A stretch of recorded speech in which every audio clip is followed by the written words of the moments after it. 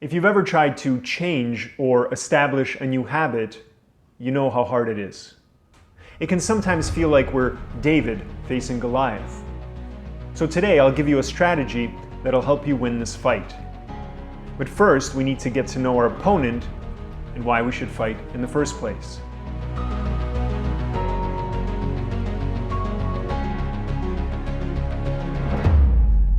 Hello friends, my name is Vas Solo. Welcome to Why Spirit Matters. If habits are so hard to change, why bother? It's a valid question, isn't it? And yet we know that certain habits are good for us, while other habits are bad. So what makes a habit good versus bad? Well, good habits are the ones that align us with our fundamental need to expand and evolve, which makes us feel joyful and alive. While bad habits are the ones that cause us to stagnate and even degenerate, which makes us suffer. So there's your reason. Paradoxically, the things that give us temporary pleasure tend to be bad for us in the long run, while the things that seem hard in the beginning end up being good for us. That's why if we can put up with some temporary discomfort, we can potentially create an incredible life.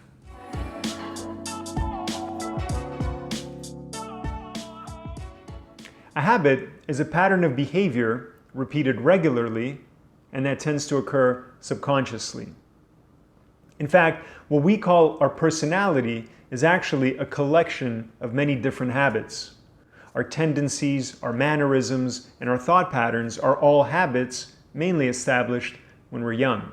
Habit itself is a neutral phenomenon. It's a mechanism that allows us to establish a pattern that doesn't take a lot of effort to replicate. So, it can either work against us or it can work for us. The same thing that makes habits so useful also makes them so difficult to change. Because once a habit is established, it gains a life and momentum of its own. Halting that momentum and undoing the pattern can be very hard. It means we have to create new pathways in the brain while waiting for the old ones to become inactive, which is like avoiding taking already existing roads while building new ones, hoping that they take us to a more desirable place. Once a habit is established, it becomes deeply integrated with our sense of self and our identity. Remember that our personality is a collection of habits. That's why getting rid of one feels like getting rid of a part of ourselves. And since they're usually associated with our lifestyle, like smoking for example, it makes it even harder. See, habits exert a powerful influence over our mind.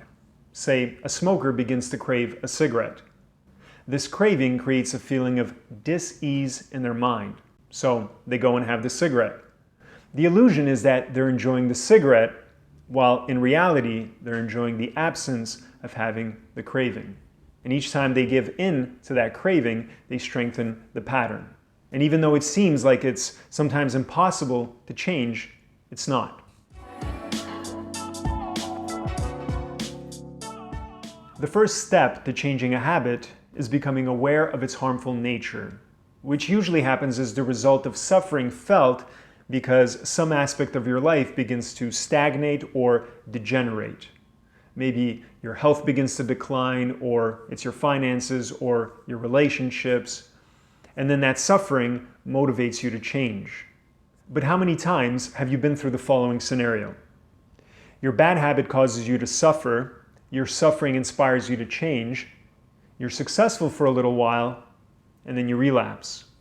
It's happened to me plenty of times. For example, it took me 2 years to establish the habit of meditating twice a day, every day. Because habits take time to establish and they also take time to change. That's why we need a strategy that'll help us get over the hump. The hump is that point in our journey where it feels the hardest.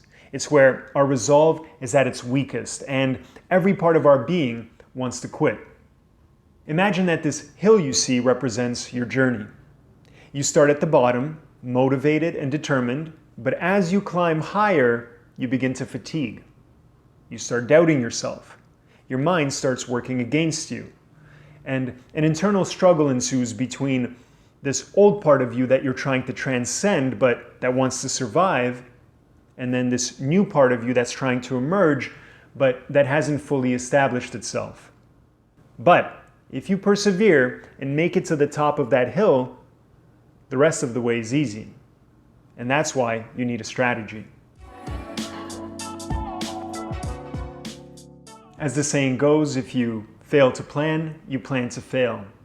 That's why it's essential to have a strategy to help you get over that hill. One exercise that I've found very helpful and that I've talked about in another video called Jump is writing out two scenarios, a worst case scenario and a best case scenario.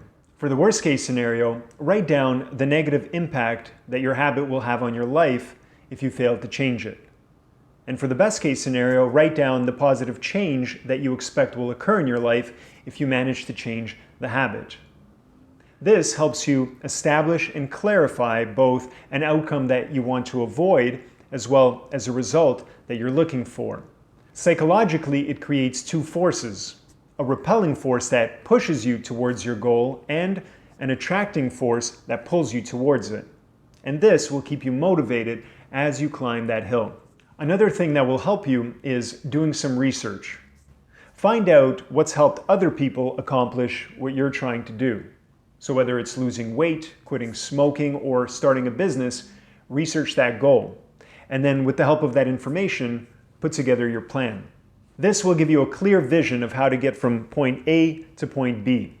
Even if you have to modify things along the way, at least you'll get a better idea of what you need to do and how to do it.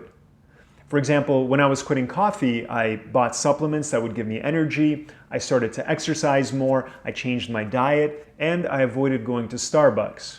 Maybe you'll need to post sticky notes in the house, your office, or your car that'll motivate you.